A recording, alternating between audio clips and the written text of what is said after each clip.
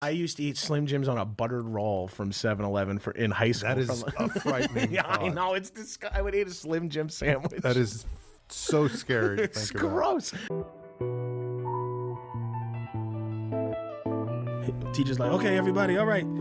Pop quiz time. We're going to do the vocabulary to it. And I just yell out, wait, I got to make my cheat sheet. I like to joke that I make my living throwing away dead people's sex toys. I can guarantee you there is nothing you have felt that I haven't felt. Yeah, and I am a formerly miserable person. If people don't know how you are, they cannot help you. Anxiety is the rattling of the lid on the pot of boiling water. Everything's connected, like me letting go of the past, me not hanging on to my anger, me like trying to become a present being. You're not in your peak dieting phase now. I mean, I was only in it for like a quick 6 minutes on a car ride once because I was in between. Can we stop for snacks? Yeah, I was equidistant between two fast food places. So that if I'm in a situation with like my older daughter and she says something hurtful to me, like you're wearing a lot of statement jewelry right now. In the very, very niche world of American ghost towning, my dad is a minor celebrity. Well, we have 50% of the country's dire poverty is in homelessness. You know, LA is 50% of the country is in homelessness?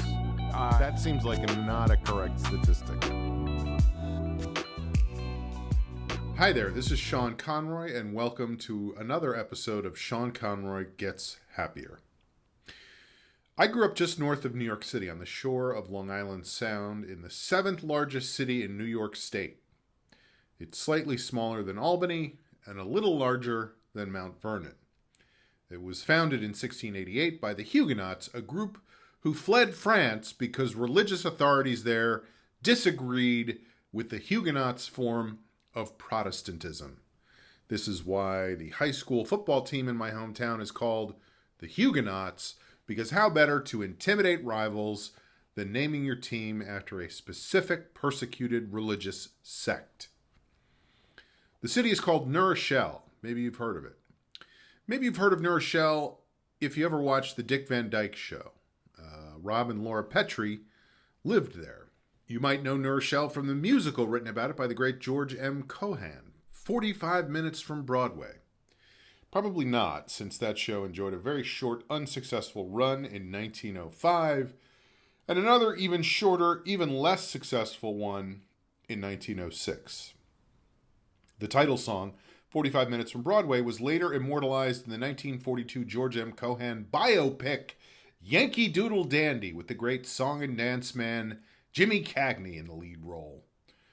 Only 45 minutes from Broadway. That's my Cagney impression. Top of the world, ma. He sort of sounds like Edward G. Robinson or the Frog on what was it? Mighty Mouse? All right. 45 Minutes from Broadway is written on a sign in the New Rochelle train station. Or at least it used to be. I haven't looked lately. Maybe you know New Rochelle from the great Broadway musical Guys and Dolls. Sky Masterson, a besotted, compulsive gambler, has bet some fellow gambling addicts that he can take Sarah Brown, a sexy missionary with her hair in a prim but easily loosened bun who wears librarian glasses she doesn't actually need, to Havana for a night of passion. Whereupon one of his pals cracks extremely wise. He couldn't take that doll to New Rochelle. I don't know which one of them said it, whether it was Rusty Charlie, Nicely Johnson, Testicles McGillicuddy, the gambling addict formerly known as Pear-Shaped Goiter Ricky. Oh, they all had colorful names in Guys and Dolls. Or maybe you know New Rochelle from its constant presence on CNN, MSNBC, and Fox News over the last several weeks as one of two hotspots in the United States for the coronavirus outbreak that has affected us all so deeply. All the anchors, the field reporters, even the president talking about New Rochelle. Oh yes, I know New Rochelle very well. I'm from Queens. I grew up in Queens, so I know New Rochelle. That's how you know whoever's saying it isn't from there, if they actually pronounce it as two words. New and Rochelle. Most new places, you say the new in the name, right? New Mexico, New York, New Delhi, New Hampshire, North Carolina, New Guinea, New Jersey. You always pronounce the new, but my town is called New Rochelle. New Rochelle. New Rochelle. And on March 10th, 2020, the governor of New York State announced a containment zone there. My parents were outside the containment zone. Two of my brothers and their families were inside the containment zone. The National Guard was being called in. It was all very hectic and confusing. And I don't know about you, but I'm still kind of confused. I'm disoriented. I'm too obsessed with the news, even more than before, which I didn't think was possible. And I try not to be, but I'll admit that I am maybe a little scared, nervous. I don't know what's going to happen.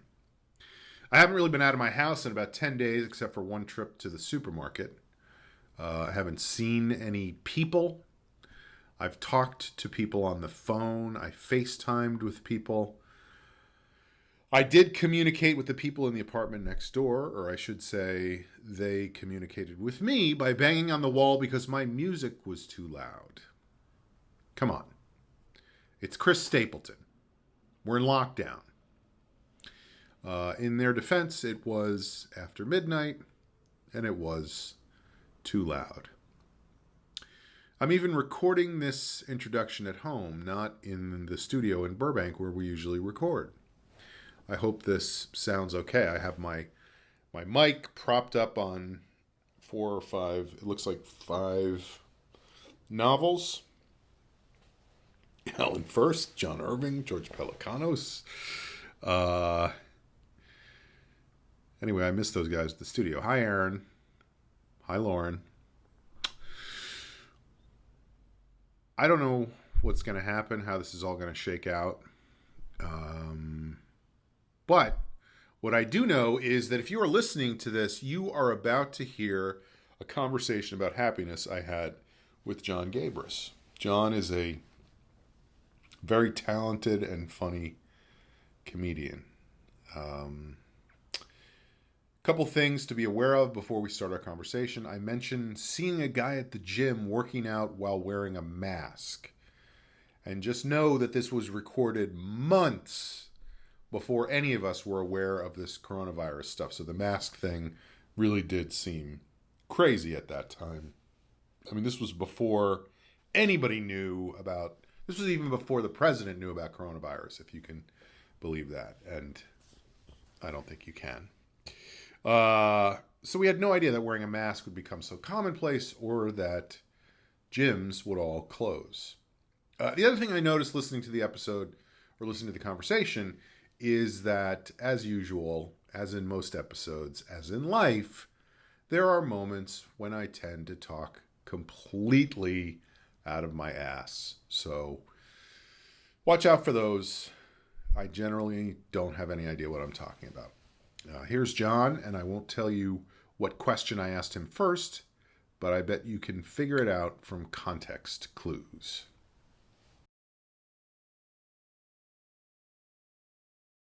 I find getting happier to be important. Mm-hmm. So, I'm one of those guys. I'm one of those weirdos that thinks being happy is important. Yeah. Well, that's I'm one of those outside the box thinkers. So weird to think about that. Well, let me ask you this. What does that mean to you? Like, what is happiness? How does that work? That's a great question, because happiness infers that it's more positive or better than neutral, mm-hmm. right? And then depression or being upset is on the other side.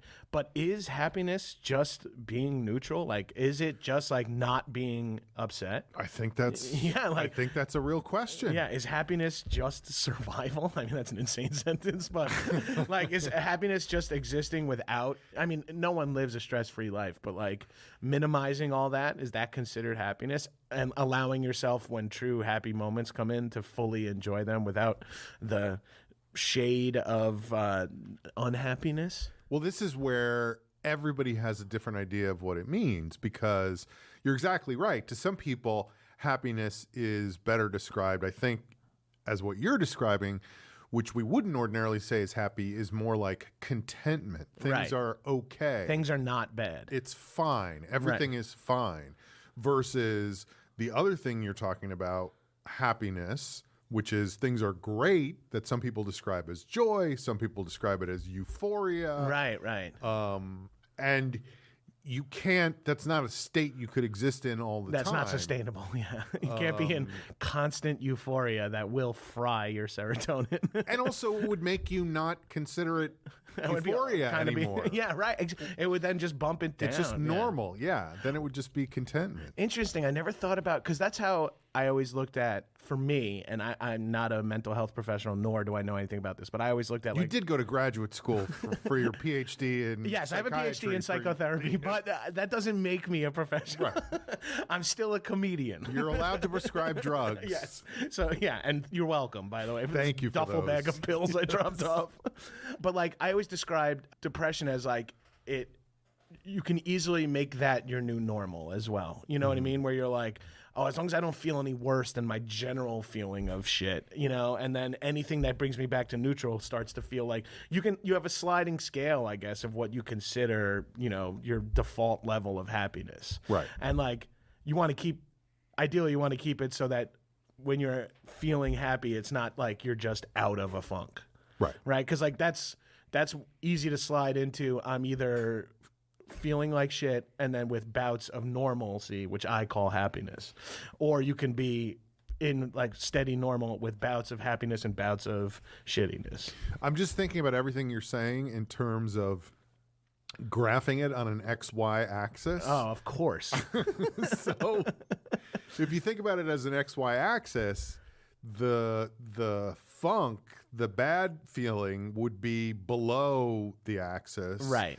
And the happiness would be above the axis, and the contentment would be the axis itself. Right. And what you're saying is the axis can go up and down depending on what you accept. Right, exactly. Like you normal. define, I guess you can define your own axes. Like it's fine to feel shitty all the time. Right, like I guess that's just how I am. And then when I feel not shitty, I'm like, well, I'm having a good day. Right. Which is a bummer that is, I'm assuming, unfortunately, that's the case for a lot of people. Uh-huh. Yeah. I think you're right. And I think that's kind of what I'm trying to look at is after decades of low-grade discontent. Right. Is there pluralizing decades is such a while. Next after decades is centuries. Right. Right. Which I can't wait till episode 700. I've been feeling centuries of depression. I can't believe the world is still around. 2 heads with mics in jars. Excuse me. But, you know, is there a way to move that axis up so that contentment is at a certain level of, okay, things are fine, as opposed to things are shitty, but that's how it's supposed to be? Right. An analogy I'll use here is, for the longest time, I had like GI issues for like over 10 years. Mm-hmm. Like I just was like, my mornings were dominated by having to shit. Like my whole day was anxiety around pooping. And then I just talked to my doctor and I was like, he's like, any other issues? I'm like, yeah, well, you know, I've had diarrhea pretty frequently. He's like, for how long? I'm like, I don't know, like a decade. Yeah, like a decade or At least it's not decades. Yeah, he's like, it's minimum 1 decade. It's like, oh, maybe up to 19 years, but not 2 decades. And he was like, have you tried like seeing if you're allergic to any foods or anything? I was like, no, I've never done anything. He's like, do me a favor, eliminate he's like, it's always one of these 5 things. And he's like, eggs, soy, dairy, gluten. He's like, try eliminating one of those for 3 weeks and see if your body gets better. So I was like, my guess was always gluten based on like beer, Everybody pizza. thinks gluten is bad for them. Yeah, and I've always felt better when I avoided carbs, and I sort of was like, oh, what about carbs? And you know, maybe it's more that I'm avoiding gluten that I feel better when I was like in my peak dieting phase. So I took. You're not in your peak dieting phase now. I mean, I was only in it for like a quick 6 minutes on a car ride once because I was in between. Can we stop for snacks? Yeah, I was equidistant between 2 fast food places. I'm like, this is the healthiest I've ever been. Oh, never mind. Here's Jack in the Box. Pull I'll over. have some Slim Jims. Yeah. Dude, I hot used to eat Cheetos. I used to eat Slim Jims on a buttered roll from 7-Eleven in high school. That is a frightening Yeah, I thought. know. It's disgusting. I would eat a Slim Jim sandwich. That is so scary to It's think about. gross. Like how you even got to that. Oh, if I died right now, I could still maybe go, that might be from that Slim Jim sandwich 20 years ago. Like, is that somebody? Did somebody show you how to do that? My cousin, who was like a white trash, like ATV, like a quad riding ex-Marine, he was like, we went to like a deli and to get coffees because we were with my dad and I was too young to get coffee. But he got a buttered roll and bought a Slim Jim and broke it up and put it on the sandwich. And I was like, I did that like in front of my friends at 7-Eleven, thinking I had a cool new hack, and they were like, "This is fucking disgusting, dude." With butter on it. Yeah, I know. Well, you buy the buttered rolls like pre-buttered for like 60 cents or whatever. I eliminated gluten for 3 weeks, and my body was completely better. And I was like, And it never happened again. well, I kind of backslid hard. Well, you started eating gluten. I started eating gluten again. But at least you know what it is. Well, then upon finding what it is, I'm like, oh, I had made my new normal frequent bouts of diarrhea. This is just how it is. Yeah, and I'm like, this is my life. And it's like, oh, no, it's not. I've been doing this. And then that's how to roll that into happiness and shit. For like the last few years in LA, I've been feeling kind of like shit. By the way, that's a different. I should have used that as the title for the podcast. Happiness and shit. I mean, happiness and shit is my memoir. You can't steal that title.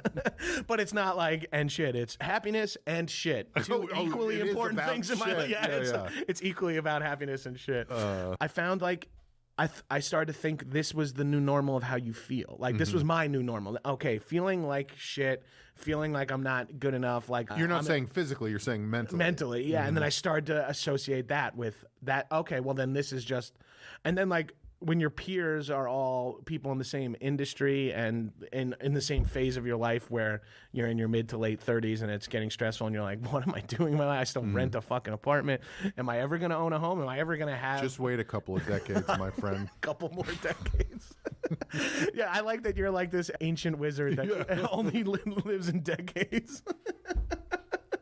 That's how I learned It's a tale spells. for millennia.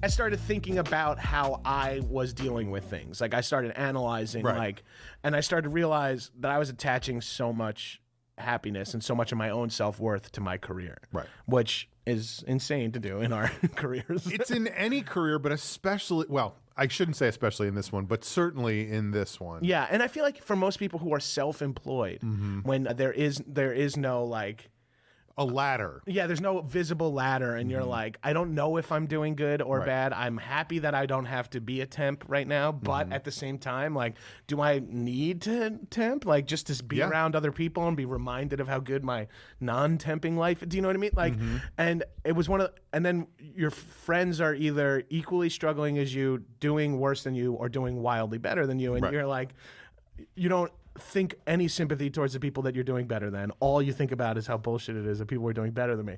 And then it's a weird element of, I would describe it as like you're happy for that person and also jealous of that person at the same time. Right. And also kind of, I mean, for me at least, I'm like, I don't know what the difference is. Right. And then, but there's also like an eye-opening thing to like, oh, is that possible? Like, that's not even something I was thinking about, being in a major blockbuster movie or getting 5 seasons of, being on your 5th season of a TV show. And it's crazy, like the small things I've learned, like, this makes me feel less like shit.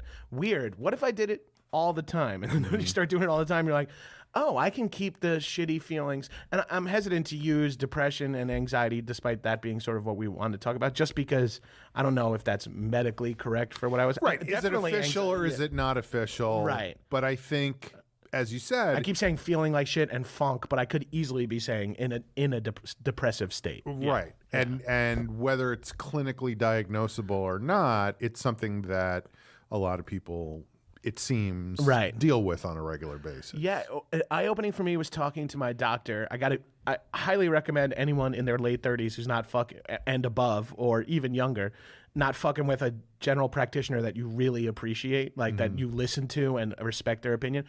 it's time. Like, if you haven't done this yet, it's time to start engage. Like, you can really start nipping some fucked up shit in the bud before you let yourself. I wish I would have started like really going to a doctor and thinking about my physical health like 5 years earlier, solely because I didn't realize how much it was affecting my mental health. I never cared about being fat. Like, that didn't bother me. Right. Like, it's fine. It's funny. It's like, it doesn't matter. It didn't really. It's your thing. Yeah. Well, that's the other thing is you start getting in your head of like, will I not be funny if I'm not fat? And it's like, what the fuck? I got to just stay alive at this point. Right. But having a doctor just say, like, I'm like, he's like, well, are you experiencing anxiety? And I was like, no, I'm not like nervous in situations, and I just didn't have the right definition for anxiety in my own head. I just imagined it was like anxious, nervous behavior. And he's like, just because you're not. Do you mind if I exactly order before you? Yeah.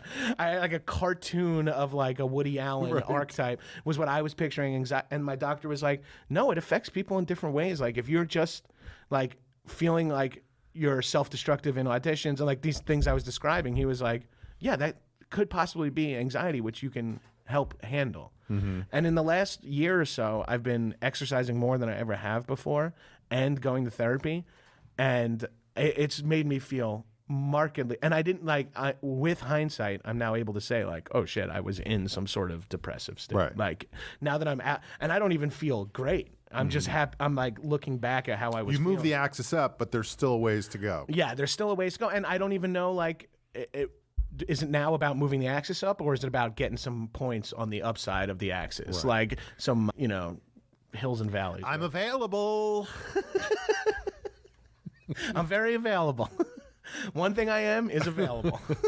One thing I am for sure. And it's been an interesting thing that I never thought about my mental health as something that was affecting more. And as I got my physical health better and eating better, and this is the real kicker, drinking less, which was just like, wasn't even about I didn't realize it was like a health thing / like a lethargy.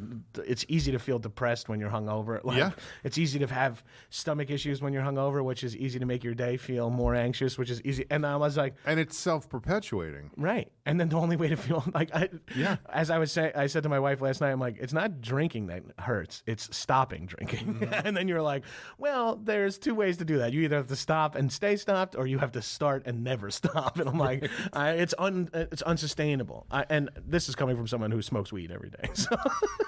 So you still have your thing. I still have my things, but I truly have found, and I don't want to levy any medicinal benefits onto marijuana again as an uninformed person, but having pot instead of alcohol has really turned my life around. Like, really just gotten me, like, every morning is easier, you know what I mean? Like, You just wake up and smoke a couple of... I mean, because I smoked the night before. Because you're not hungover. Because I'm not hungover. Yeah. And I just wake up and I'm like, oh, all right, well, it's time to have coffee and breakfast and go to the gym. Something I didn't do for like 5 years.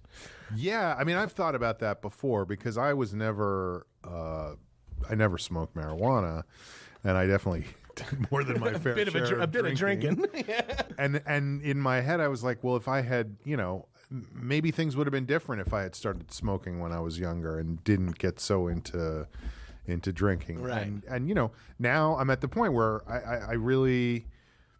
I haven't had a drink in 6 months, and I agree. I feel a million times better. It's really crazy, and I don't even think I was a very heavy drinker too, and when I started downshifting, and I was like, oh, I can't believe how do I explain? Like, I can't believe I was hamstringing myself in my own like health and success in a million ways. And like, one of them was just this thing that once I eliminated it, I was like, I don't need to get fucked up right now. Yeah, and it was wild, like a wild difference on just how I was feeling mentally and stuff. And then now I'm talking to my friends.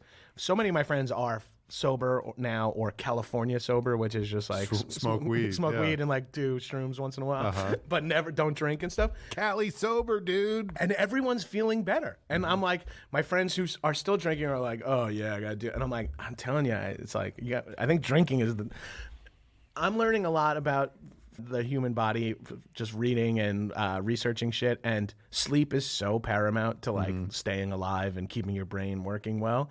and alcohol affects sleep. And like that's just one thing alcohol fucks up. Like, and then once the you start, list is not short. The list is not short, and then you realize like when you're not drinking, and you're like, oh, I got up like an hour and a half earlier than I tell ever you, could. man, I fucking sleep so much better now. Right? So much like I used to have like a noise machine on, and I was worried about the curtains being dark enough, and now I'm like I'm just out.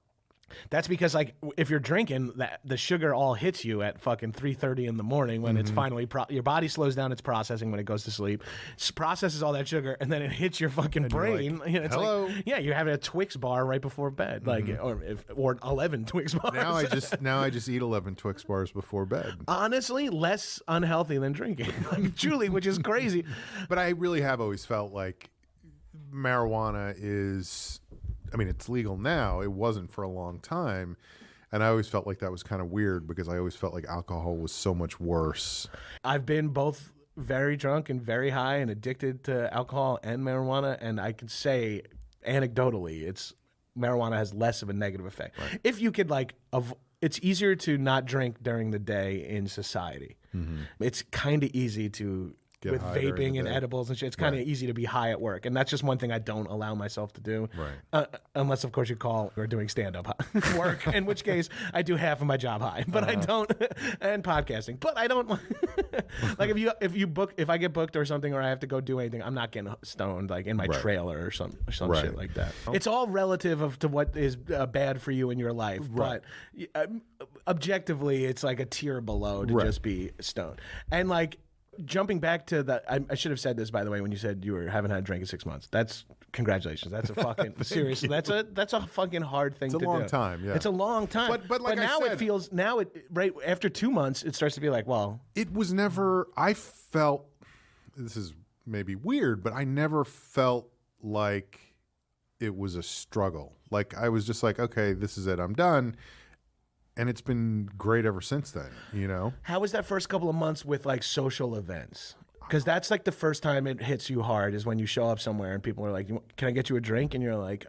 I guess I didn't really notice it." Cool. That's good. Maybe nobody ever wants to offer me a drink. Maybe that's the thing. Everyone's like, just be quiet. You'll leave. Keep away from them. He'll get out of it. He'll find the drinks himself. Let's not add to it. But there's an element to that too where you start to be like, oh, if I go to this party, they're gonna want to, and now I'm gonna have to skip that party. Then you just need to turn that corner on like, I'm comfortable saying, hey, no, thank you. Like I'll just have soda water. Right. And once you can do that, I feel like then it's smooth sailing. At least, and I know that there's more to addiction than that. But for me, the big step was being okay with like every one of my friends is having wine at this meal. Maybe I'll just have soda water and be fine. And then you do it, and then you're like the next day you're like, I feel so much better.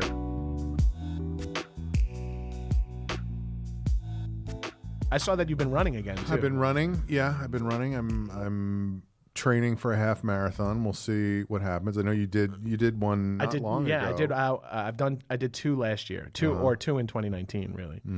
How good I felt from running, and purely the physical, obvious exercise element of it and the outdoors. Like, low-key, another thing about running, if you run outside, which is, we're being a little privileged living in Southern California with this, but outdoor time is good for your brain. And then, like, when you add exercise to it, and then for me, the biggest part about training that was helping me, and this is where I really locked into the mental health of training, is that I was accomplishing something that I never accomplished before. Like, and each time you add a half mile to your run, you're like, I had never run 4 miles in a row before. And then you run 4 miles and you're like, well, I've never run 5 miles. And then and like a week later, you run 5 miles and you're like, no way, I can just keep adding miles to this. And it's not like you're getting faster or better, but you're just between your brain adjusting to what you can do, your body adjusting to what you can do, and the actual practice of running. Next thing you know, you're like, I ran a 10-mile like workout, which was the furthest I ever run in my. If you just keep going, in 2 years you'll be running 150-mile workout. Yeah, that's exactly how it works. You just keep adding a mile a week until you're up to 100. So you're running. All right, hon, I'll be back in 11. Well, that's the thing about running that gets untenable for me is that like the time. The time, especially it takes me. Oh, well, me too. Yeah, I'm not moving fast. The 4-minute mile, no. No. When I had to do like my 9-mile run, I'd be like, I'll see you in 2.5 hours. Right. And I'm just like staggering around fucking Hollywood. But the biggest accomplishment I had was not when I ran 8 miles, but when one day when I was like, I'm not going to run today. I feel like shit. And I work all day long. I had shit to do and I was a little hungover, did all this crap, got home at the end of the day and I'm like, fuck it, I might as well just run. And I didn't do all the normal prep I do where I have my water belt, my music. I'm like, let me just go get a couple miles in. I just threw my shoes on at like 8 p.m. at night when it was dark and just jogged 2 miles like kind of easily and not a big deal. And that was sticking to the routine. Yeah, but that sticking to the routine and then also realizing, holy shit, I'm the type of guy now that can put on shoes and run 2 miles, which is not what I was like 6 months ago. Right. And it's just a wild experience to be the person who's like, I'm home for New Year's Eve. I'm home for Christmas. I got to get my running in. Fucking strap on your sweatpants and run 3 miles like casually on vacation. That's it. When you become that person, it makes you feel like you're a fucking. I mean, my bar for fitness and discipline. My bar for discipline is so low that like and going for a run on vacation makes me feel like a fucking monk. Exactly. Yeah. I'm sort of an Olympic athlete. I am winning at life right now. Now, every podcast has a New York versus LA conversation in it. So let's have ours now. Okay. You were a New Yorker. I was a New Yorker. Right. I read on the subway. Sure. I read an hour and a half a day for commuting 8 years. on the subway. Yeah. That was. I didn't realize how good I had it. Like I didn't and then I would be like home and I'd be like, well, I read this book for 90 minutes today on the train. Right. I got 20 minutes before bed. Let me keep banging. Then you come to LA and it's just like it's not. You're not given that like driving. Yeah. So, but no, absolutely. I mean, that is definitely part of it. Is you just don't have the same luxury that you had in New York, the luxury of mass transit, the subway. Yeah, to call the F train luxurious is very funny. It's like I finally get to read, Jordan. I get to read a song. Take me uptown. Open up Song of Ice and Fire. I'm going to tackle this book as this man wipes his ass with a T-shirt next to me. Why is nobody sitting around me? Oh, it's because of that guy. Oh, because there's a turd here. Right. Well, I'm almost done with this book. Many times I've been in that situation. Yeah. But so that's part of it, certainly, is that you're driving around and whatever. But even on top of that, still now, where I have made a conscious choice, and when I say I've made a conscious choice, I literally bought a specific chair to have in my house so I could sit in it and read whenever I want to. Nice. And yet I still find it incredibly difficult to just go, I'm going to turn off the TV. I'm going to, turn this light on and I'm just going to sit down and read for a while. And I think part of it is not just the New York, LA thing.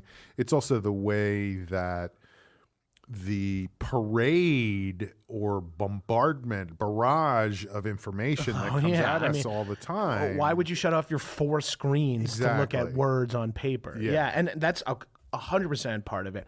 And that's kind of like reading slides down your priority list when you're like, everyone's talking about TV shows and you have like all your normal life stresses. And then when you look back on it, like, oh, when I was reading frequently, I was feeling better. I was feeling smarter. I was feeling better. And so then you're like, fuck, I know. Like you're talking about, I have to, like, Monday nights I try to do is reading night at home where we don't have TV, and after dinner we just, like, whether you look at magazines, comic books, or books, it's like, let's just pick one night a week where we try to read. And that's what I had to start doing. And now I try to do like a half hour of reading a day. I'm like, okay, I'm free, let me read this book, let me read these 2 chapters or whatever. But it's very hard. But then when you finish a book, you're like, oh, I can't, this is great. I'm learning a lot of my shit is attached to accomplishment, but it's not necessarily the accomplishment I always thought it was. And it's just like succeeding in getting things done. It's like that thing when you were in grade school. I don't know if you ever did this, but like, I just remember when I was a kid, there was a library at this town we went to in the summertime up in Connecticut. And every time you finished a book, you got to go put a sticker on your. And you could just see how many. Yes, dude. Oh, and it wasn't even about necessarily the book itself. It was about. Holy shit! I read 10 books so put far. another sticker up there, you know. Yeah, that's all we want is just more fucking gold stars next to our name. But for I the think rest of that's our one of life. the. I think that's one of the problems with the whole social media thing is, you know, oh, what if, you know, whatever. What if somebody liked one of my posts, or what if somebody retweeted something I tweeted, or Yeah, or just what are other people saying? Oh you fuck, know? dude! If like I would be so upset if there was some bot or some doctor who was able to figure this out and looked at me and go, "Hey, Gabrus, you talk about wanting to read all the time. Here's the amount of words you've read in a book versus here's the amount of words you've read multiple times from different people on Twitter." Exactly. And they'd be like, say you only have a finite amount of words to read a year, whatever, or your brain can only process. You take in 10,000 characters of bullshit every day, Right. and then sit here and say, I don't have time to read. I don't have time to read. Well, but this also, so what I'm taking away from this also is great because it's about personal choice. It's about saying, I am not going to do this thing, and this thing. Instead, I'm going to have reading time or whatever. Well, you know? it's even like, you know, you're like, I got to start going to the gym. Mm-hmm. Like, I got to start exercise. I got to start running. And then it's a matter of just like, no, run. And then you get to look back and go, I ran. You know, it's so easy to Which like. apparently there's a lot of problems there right now. Oh, so. yeah. The Ayatollah keeps trying to stop me from running. Is the Ayatollah from Iran? Is that At some is point that topical? Or is this from decades They ago? took some hostages there. We were recording this. We should say we're recording this podcast outside of time. In 1980. We're outside of time and space, so we're able to discuss it. Time is not the Hey, same here. it's fun to be a wizard, man. Hey, brother, you're telling me. Just wait a couple decades. I like, by the way, we got like these two fucking Duck Dynasty looking motherfuckers saying like, well, mental health is really about exercise. We look like complete insane people. Hey, the Duck Dynasty guys have done okay for themselves. Yeah, they got a good head on their shoulder. They're not sitting at home going, I feel like I'm not reading enough. Oh, I know. Those poor guys. Those guys have all the reading time in the world. Yeah. But what I'm saying is, and this is kind of what you were saying before, is like there are choices you can make. And I know that sounds so fucking obvious. But I life need to hear just that. slides by and you're like, why am I not? Why isn't it? Why are there not? Ugh. And then you go, okay, I'm going to do this thing, and this thing. I'm going to stop eating gluten for 3 weeks and see if I stop shitting so badly every morning, you know? Yeah. And then it works and you're like, okay, now I know. Yeah, but there is like a minor victory into setting the goal of doing that and then doing it. Mm-hmm. Eugene and Ryan on their podcast, The Dumbbells, they talk about this a lot where it's sometimes it's just about building successes in like, when I go to the gym, I got to do like an hour and a half. I got to do an hour of weights, a half hour cardio. Or when I run, it's got to be 4 miles. It's like, if your options are run 4 miles or nothing, and you see that you've chosen nothing several times, maybe it's time to bump it down to walk 1 mile. I was watching a guy at the gym last night, and From 1,000 yards away with a telescope. Why am I well, what am I going to do? Leave my binoculars in the closet? They're infrared. They work at night. So anyway, I'm got watching this specific chair in my house where I could sit in with my binoculars and watch my neighbors. Yes. One more rep, my friend. You're almost there. He's getting stronger. Who are you talking to? No, I was at the gym myself. I was Hell on yeah. the treadmill because this is a weird thing now. Since I fell the other night, I was like, I don't want to go running in the dark, but Right. it's nighttime, so I got to.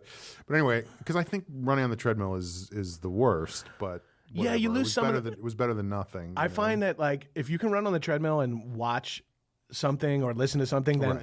then it's worth it. If the other option is not running, then Right. you're gonna win. I just always felt better running outside. So it was better than nothing. Yeah. But there was a guy directly in the line of sight of my binoculars that I was looking through as I was running. Seeing on the this treadmill. big dude sprinting on a treadmill with binoculars, but I don't know what he's training for, but I'm What is scared. going on with that guy? He looks like a hunter killer. But so this guy was on the stair thing, and he was definitely, and I'm not criticizing because I am there myself, but he was definitely a number of pounds overweight. And he was climbing the stairs, which is great. But he also had like a Bane mask on, which I'm sure was some kind of thing to inhibit the oxygen flow or something. They call that like the snorkel. That's like a big MMA training thing, but a lot of people, it limits your oxygen intake, so your body, you like work harder. Do you train at the 24-hour fitness in Hollywood? This was there was a fat guy who used to jump rope there with the Bane mask on too, and I was like, "What do you?" But so you know what it is? Yeah, you got it.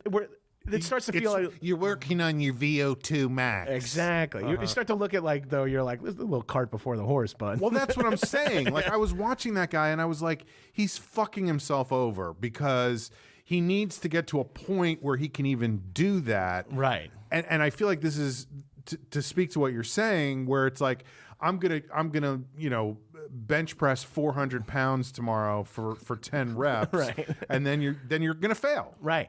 You're gonna fail, and when you fail, that reinforces your failure and your feeling of failure and your feeling of I'm not good enough. Or when you're setting too high of goals for yourself, that's too. what I mean. It's like you're going to fall below that. There's no way. But if you say, I'm going to go to the gym tomorrow, I'm going to bench 8 pounds 10 times, you go there, you do it, and you're like, holy shit, I succeeded. And well, I wish you hadn't said that because I failed at that as well. Well, we got to work on your upper body strength. Take the binocs off and get on the fucking bench, dude. I just call them Knox. Yeah. But, excuse me. We watched too much Special Forces program. Wasn't that show called Six? Six, yes, about SEAL Team 6. Was that the one we both watched? I was not that I thought was good, and then it was like he's fucking the other SEAL's wife. I'm like, no, it's a USA drama. I thought we were watching a crime show. But it was Walt Goggins. Yeah, so you got it. And then he fucking, spoiler alert, Walt Goggins dies and gets killed. Yeah, he's like, I don't even want to be part of season 2. And now he's the unicorn, so he wins. Of course. The first thing is, I know you're on social media. Where can people find you? You can find me on the Twitter and IG at Gabrus, Gabrus. Very simple. At Gabrus. And then here's the last thing is we do have a Spotify playlist for this show. Oh, nice. The Sean Conroy Gets Happier playlist. So would you like to suggest a song that we can add to the playlist that is something that has some kind of significance for you? Oh, sure. Yeah, I have the perfect song because I just got that email from Spotify of like everything you listened to last year. By the way, I put that list on last night at the gym and just started skipping through it. It was not good. I had some issues because one time I accidentally left Led Zeppelin playing on Alexa for a long weekend because like we went away, but I left music on for the dog and the dog walker picked him up but didn't shut off Alexa. So it was like, you played 80 hours of Led Zeppelin. I was like, well, now it's like Led Zeppelin's your favorite band, Led Zeppelin. I'm like, no. The Immigrant Song Remastered is your number one played song. And I was like, fuck. But the second number one played song of 2019, which is a song I heard again after revisiting the movie Manhunter, and it got stuck in my head, and the lyrics are very exciting, and it really pumps me up. Manhunter, the Michael Mann movie from the 80s? Yes, the one with Will Graham is his name, but that... No. Who is it? It's the guy Gus Grissom from... CSI. Yeah, whatever that guy's name is, that when he was back, he was like a handsome leading man. Skinny and tight jeans. Yeah, and, exactly. Tom Newton... What's his face is Hannibal Lecter, is Brian Cox, and Tom Noonan plays the Tooth Fairy. And there's a scene at the end when Tom Noonan's going in to kill the blind girl, and the Prime Movers song "Strong as I Am" is blasting as it's a slow pan across his van, and it's kind of a fucked up foreboding song, but because it's Michael Mann, it's got that cool ambient sound. Yeah, and then also the lyrics are just like "Strong as I am," bum bum bum bum, and it just like pumps you up. We don't even need to play the song. Yeah, you want me to just sing it? Yeah. So the Spotify playlist is like all real recording artists. It's like Gabrus singing Prime Movers a cappella. 37 seconds. 37. Yeah, trails off of me. I don't know any other words except for "Strong as I am." But I highly recommend the Prime Movers "Strong as I Am." And the movie Manhunter. Oh, holy shit. That's a great fucking movie. Yeah. He was also in another of my favorite 80s movies, To Live and Die in LA. Yeah, that's William Friedkin movie. I fucking love. Also, great soundtrack. All Wang Chung. Yeah. Who I saw open for the Cars back in the 80s. Oh, dude, that was decades ago. Yeah. Like I said, I've been doing this for a long time. I've been around, brother. That might have been the first concert I ever went to. Should we make a web show called Fuck Dynasty and we're two old, like, weird porn guys? Fuck Dynasty. We wear all camo and we're like Southern trash, but we were in porno. I mean, you're joking, but I mean, this would have been a killer Funny or Die video like decades ago. I only want to speak in decades from now. Whatever on. the cutting edge is, I don't want to be anywhere near it. No, the skating movie where the hockey player has to learn how to figure skate. The cutting edge. All right. Decades ago. John Gabrus, thank you so much for being here. Sean Conroy, thank you so much for having me. I feel happier since you were here. Wow.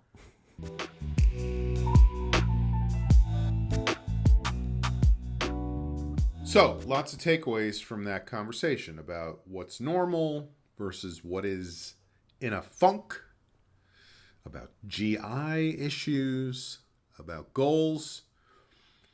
But here is my biggest takeaway, is that I just loved talking to him.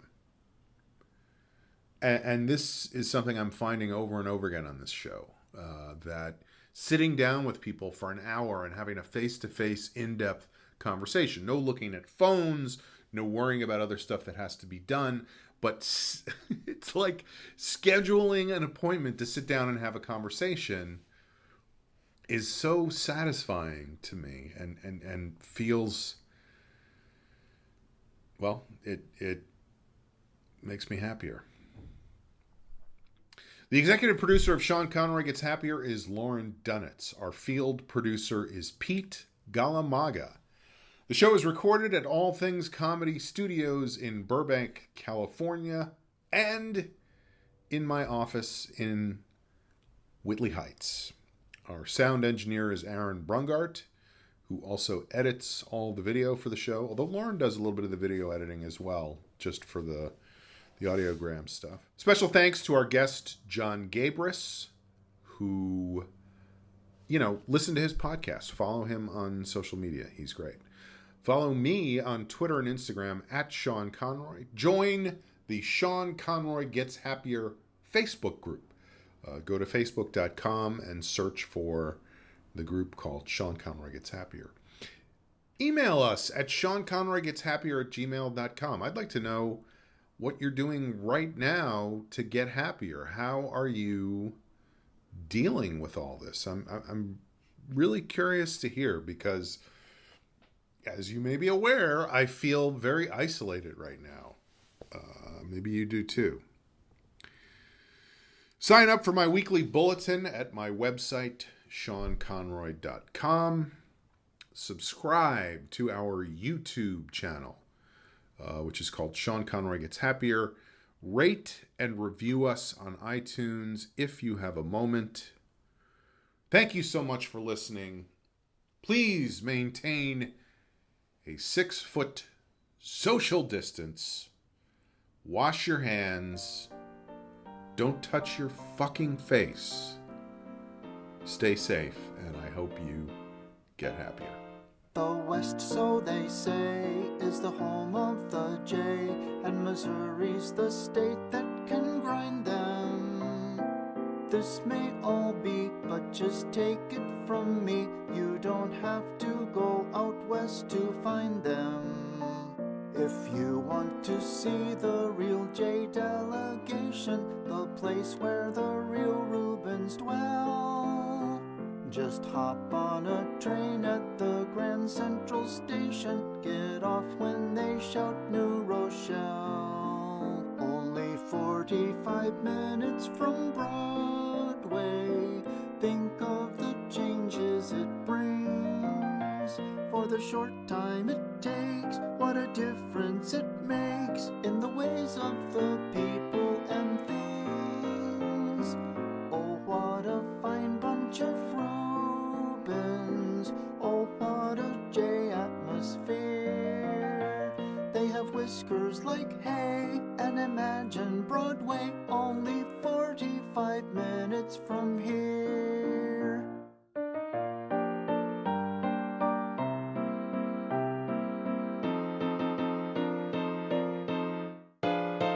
When the bunco men hear that their game is so near, they'll be swarming here thicker than bees are.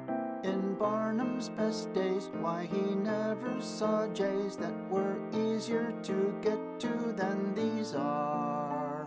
You tell them old jokes and they laugh till they sicken. There's giggles and grins here to let.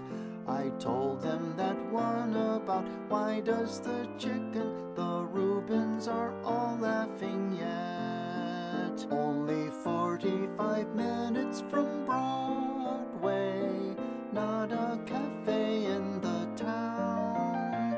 Oh, the place is a bird, no one here ever heard of Delmonico, Rector, or Brown. With a $10 bill you're a spendthrift if you open a bottle of beer.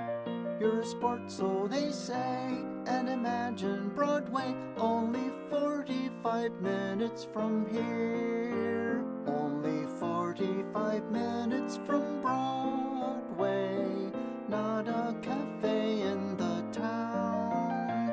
Oh, the place is a bird, no one here ever heard of Delmonico, Rector, or Brown. With a $10 bill you're a spendthrift if you open a bottle of beer.